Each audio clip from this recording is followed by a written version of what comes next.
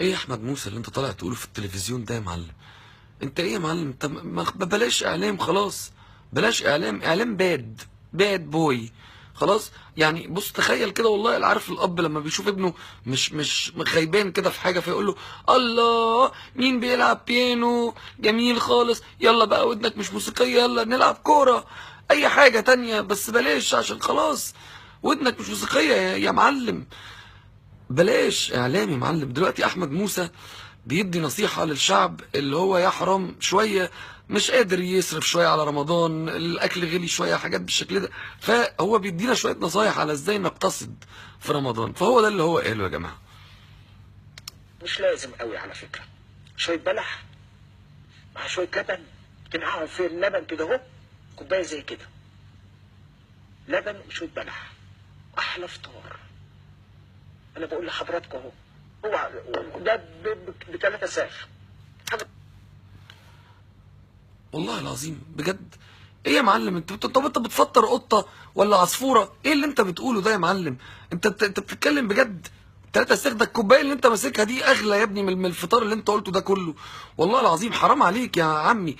تخيل انت راجل شقيان صايم من الصبح ويرجع البيت يبص يلاقي مراته حاطه له كوبايه لبن وفيها شويه بلح، يخش يشربهم ازاي دي؟ يعمل كده خلاص ويبقى كده فطر وتمام يعني. ايه يا معلم عمال تبسطها كده؟ ده انت ناقص تقول له يا معلم اشرب ميه تكييف وحط فيهم شويه سمسم. ايه يا ابني الهبل اللي بتقوله ده؟ ما مش ممكن والله العظيم انا ما فهمتش حاجه. طب بس اقول لك حاجه برضو عشان ابقى يعني ايه فير برضو. ماشي البلح واللبن فيهم فوائد غذائيه، ايه بقى اللي بعدها دي؟ عشان انا والله العظيم ما فهمتهاش. ايه اللي انت قلته ده بقى؟ ها. بسيطة قوي تتعمل في أي حتة. شوية ليمون نعصرهم مع شوية سكر قد زي الفل. يعني طب كملها طيب. والله العظيم انت قلت شويه ليمون وشويه سكر زي الفل. ايه ده؟ انا ما فهمتش والله العظيم. يمكن ده يبقى حاجه بشتريها من السوبر ماركت، ما تفهمني. وبعدين ايه؟ انا هحط شويه ليمون على شويه سكر؟ بعمل ايه؟ انا بعمل مرهم؟ ايه ده؟ هاخده بقى اطلعه من الكوبايه احطه على بشرتي عشان تبقى جميله في رمضان؟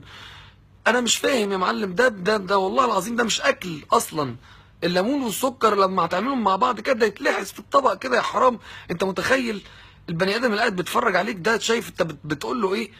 خلاص انا ما عنديش مشكله في كل اللي انت قلته ده. انا بقى تعالوا بس نشوف بقيه البرنامج لان هو بيسخن قدام شويه. بيقول لك ايه بقى؟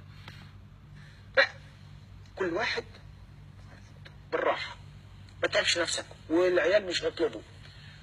أحسن حاجة أنا على فكرة رمضان القطايف. هو ايه اللي حصل دلوقتي ده يا جماعه؟ انا مش فاهم والله العظيم. ده حصل شرط في مخه، ده اتلبس يا حرام. والله العظيم كان قاعد بيكلمك وعين في عفريت نزل من فوق لبسه، والعفريت كان نفسه في قطايف. ده كان بيديك نصيحه من ثانيه وبعدين فجاه راح قايل لك كل واحد على قده. انا قطايف؟ ايه يا معلم اللي بيحصل ده؟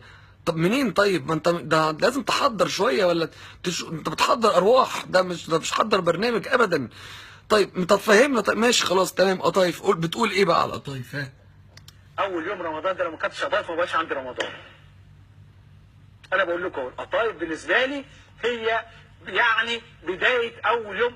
ممكن أول يوم ومش مهم، 29 يوم الباقيين مش مهم القطايف، ولكن مهم أول يوم قطايف. لازم القطايف ملهاش حل يعني. يعني ايه؟ انا دلوقتي متفرج بتفرج على برنامج، انت بتلغي لي رمضان كله؟ انت بتهددني اصلا. بتقول لي انا من غير قطايف ما فيش رمضان. طب اعمل ايه يعني؟ اخش في العيد انا؟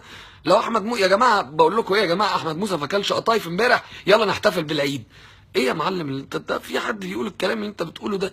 ما فيش حاجه اسمها كده.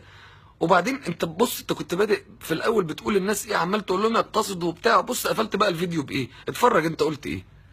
وإيه فخده الضاني كده اللي داخله الفرن وحواليها مش عارف شويه ايه وبتاع، تخرج كده قبل يا سلام. مش عايز اقول لكم بقى، ده الفطار بقى.